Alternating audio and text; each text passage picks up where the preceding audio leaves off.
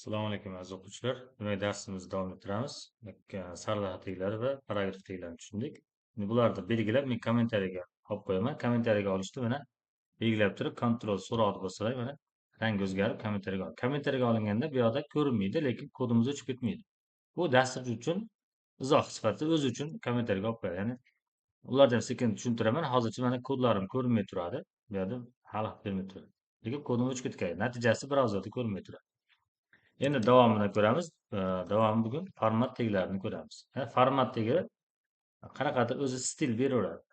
CSSda stil bermasam o'zi dizayn o'zi bilan keladi. Demak, birinchi boshlaymiz. Birinchi format tegimiz i tegi.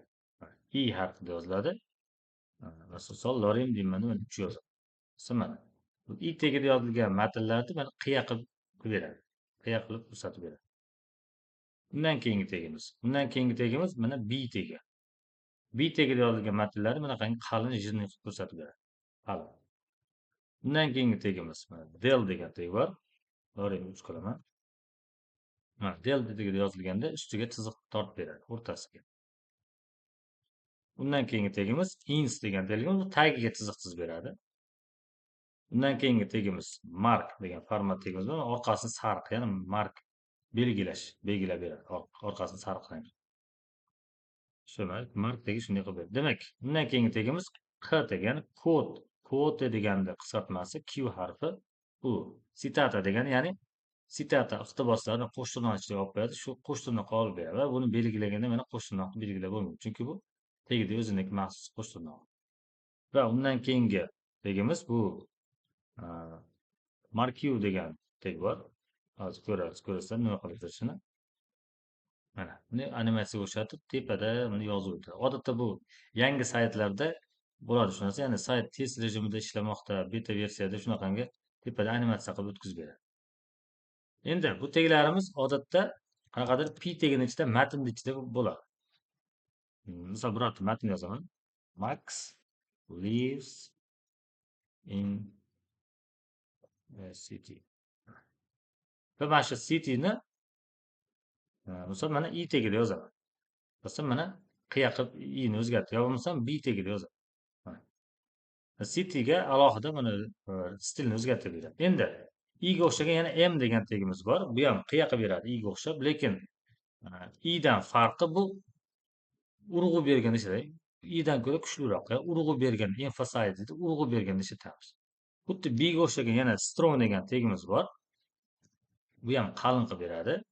B'dan farqi bu ham kuchli degan tarjimasi ham, ya'ni bu ham urg'u berganda nima matnda ichida qanaqadir so'zga urg'u berganimizda yana qalin qilib beradi. Endi B ham qalin, bu ham qalin qilib beradi, lekin bu o'sha bizni brauzer uchun. Brauzer tushunadiki, demak bu muhim so'z ekan deb tushunadi. Undan keyingisi matematik amallarimiz bor. Misol 9 deymanda 9 ni kubini yozmoqchiman. Bunda 90 bo'lib qoladi. Mana shu 3 raqamini sub degan tegni ichida yozsam mana shu tepaga chiqarib beradi. Va sub b degani ham bor. Bu kichik pastiga tushirib beradi. Misol odatda mana kimyoviy element bor, H2O, ya'ni kimyoviy element suv mana pastiga yozib beradi. Undan keyingi BDO degan, ya'ni matnda hozir ko'rasizlar. Mana misol bu yerga Apple deb yozaman. L-pad, ya'ni matn teskarichani qilib beraman.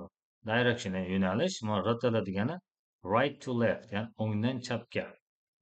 Arabchaga o'xshab o'ngdan chapga qilib yozib beradi. Va undan keyin abbreviation degan qisqartma tegimiz bor. Bu nima ishlaydi? Misol familiyasini yozaman birorta.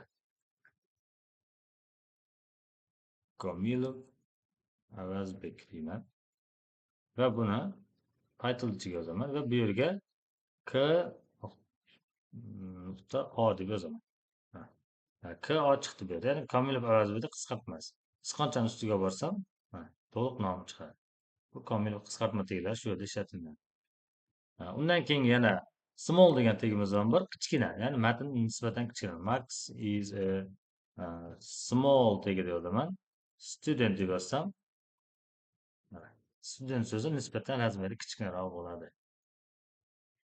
Undan keyingi tegimiz mana pre degan teg bor. Ya'ni pre matnni qanday yozilsa, xuddi shunday ko'rsatib beradi bu tomonda. O'rtaroq qolib beradi, o'rta orasini olsam, orasini ochib, xuddi shunaqa ko'rsatib beradi. Keyingisi block code degan tegimiz bor. Bular sitatani bloklab beradi. Kod, ya'ni sitati kodni bloklab ber degan. Lorem 15 yozsam, o'rtaga olib kelib, chap tomonidan ramkaga solib berganda solib beradi. Va keyingi formatligimizda details degan formatligimiz bor va uni ichida summary va birorta savol. What is HTML deb yozaman. Va buni javobini pastdan P'da lorem 15 yozib javob beradi. Ko'ramiz natija mana what is HTML savol turibdi. Uchburchak ustiga bossam, keyin mana javobi chiqadi. Bossam yana javob yo'qoladi. Shunaqangi animatsiya bilan qilsa ham bo'laveradi. Endi bu odatda CSS JavaScriptlarda qilinadi, lekin HTMLda mana shularda qilsa bo'laverar ekan. Demak, formatdagilarimizda bir ko'rib chiqamiz yana I, B, del. Bularni yozgandan keyin natijasini qarab, daftarga yozib, takrorlansa yaxshi natija beradi. Mana I, B, del, ins, mark, q va qolgan teglarimiz bor. Shularni yaxshilab shug'ullanib, qayta-qayta yozib o'rganish kerak bo'ladi. Shular asosiy mana format teglarimiz hisoblanadi. Bu o'zi stili o'zi bilan keladi. Stili o'zi bilan birga kelib shu format teglarida ko'rinadi. Demak, format teglarimizni ko'rdik. Shular yaxshilab takrorlanib, o'rganib, endi sizlarga vazifa bo'ladi. Pastda matn turibdi.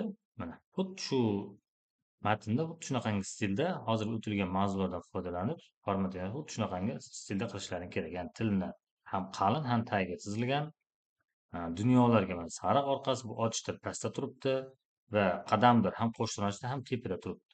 Xuddi shu matnda hozirgi o'tilgan mana shu teglardan foydalanib, shulardan qilib, mana xuddi shuni qilishdan kerak. Bu sizlarga topshiriq bo'ladi. Yaxshilab shunaqangi topshiriqda ishlasanglar, anchagina mustahkamlanib va bemalol formatdagilarni ham foydalanishlar mumkin bo'ladi. Demak, shu yerga kodini yozasizlar, men sizlarga mana yordam sifatida bu hammasi pi tegini ichida yozasizlarda. Pi tegini ichida yozib, har bir o'sha stili boshqacha so'zlarda o'sha hozirgi o'tilgan teglardan foydalanib, xuddi shu stilga keltirasizlar. Mana bu yerda 1, 2, 3 va 4 ta. Asosiy shulardan shu 4 ta so'zni stili dizayni o'zgargan, shularda yozib mustahkamlab olasizlar. Keyingi darslarimizda davomini ko'rib boramiz.